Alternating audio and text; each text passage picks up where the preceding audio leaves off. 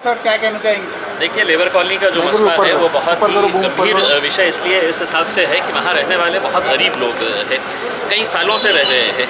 ऐसा नहीं है कि नियम ये कहता है कि अगर कोई सरकारी अधिकारी या कर्मचारी जिसको सरकारी निवास दिया जाता है उसके रिटायरमेंट के फ़ौरन बाद ही कुछ महीनों के अंदर उसको नोटिस इशू की जाती है कि अब ये घर खाली कर दिया जाएगा, क्या वो घर किसी और को अलॉट किया जाता है।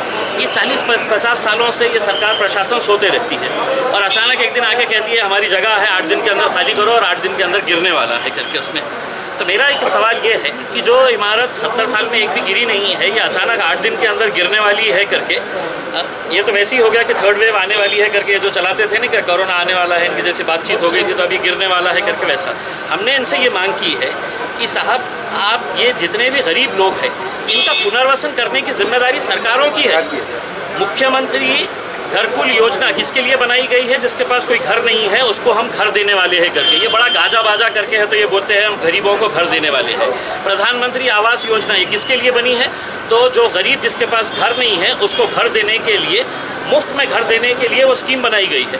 तो यहाँ पे जितने सारे लोग रहते हैं वो इतने सालों से रह रहे हैं, तो आप अदालत में क्या कहा है छोड़ दीजिएगा, उसके अदालत ने उनके फेवर में कहा है, लेकिन एक इंसानियत की बात होती है। ऐसे ऐसे लोग वहाँ पर है जिनका आगे पीछे कोई नहीं है, 70, 75, 80 साल की महिलाएं हैं जिनका ना बेटा है, ना पति है, ना कोई है, वो अकेले रहते हैं। ऐसे लोगों को आप बुलडोज़र चला के है तो उनको कहाँ पे है तो बसाने वाले हैं।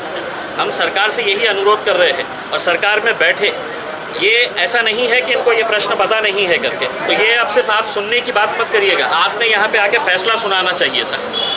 जो मंत्री जी यहाँ पर आके लोगों की कहानी सुन रहे हैं, लोगों के बारे में सुन रहे हैं कि उनको क्या तकलीफ़ है करके, क्या उन्हें पता नहीं है?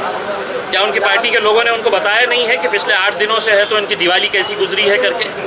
लेकिन ये है कि अगर सरकार चाहे तो वो निर्णय 1 मिनट के अंदर कर सकती है। अब देखना ये है कि सरकार गरीबों के साथ खड़ी हुई है या किसी और के साथ। सर, मंत्री जी का कहना है कोर्ट का जो आदेश है उसको सबको मानना पड़ेगा। हम क्या कह रहे हैं? सर फैसला किसकी अदालत, आपको क्या लगता है? अदालत इसके बारे में क्या फैसला सुनाई है ये दूसरी बात है, लेकिन एक इंसानियत का भी मुद्दा है।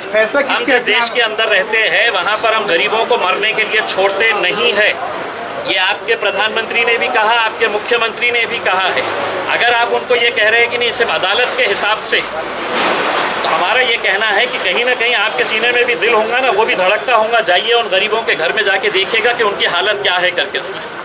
कार्रवाई होने वाली थी वो टल गई है साहब। अब ये फैसला जो है वो सरकार में बैठे, और सरकार का मतलब ये है कि सरकार में बैठे शिवसेना वाले, राष्ट्रवादी वाले और कांग्रेस वाले यहाँ पर आके, सिर्फ यहाँ पर आके बैठ के यहाँ पे गाजा बाजा मत करिए। आपकी सरकार है, जाइए और वहाँ से फैसला लेकर आइए और कहिएगा कि हमने फैसला लेकर आए हैं, अब ये घर नहीं टूटेंगे। सर अभी जो है 50 साल की बुजुर्ग जो है तो सुबह 4 बजे से बैठे हुए हैं। आपको 4 बजे से लग रहा होगा, मुझे 8 दिन से है तो उनकी दिवाली कैसी गुजरी है मैं जानता हूँ करके। आप आज 4 बजे की बात कर रहे हैं, जिस दिन उन्होंने ये बोर्ड लगाए हैं उस दिन से उनकी हालत क्या है ये हम अच्छी तरह से निजाम की जमीन का प्रकरण सामने आया कि निजाम ने जो भी है, जमीन किसकी है, सरकार की है, निजाम साहब की है, हमारी है, तुम्हारी है, कोई मतलब नहीं है। अगर वो जमीन सरकार ले रही है तो उन गरीबों को कहीं ना कहीं बसाया जाए। ये जो नोटिस लगी थी 31 तारीख को, ये बैनर पे फर्स्ट टाइम लगी थी, हमने तो फर्स्ट टाइम देखा। आप क्या कहना चाहेंगे इसके बारे में?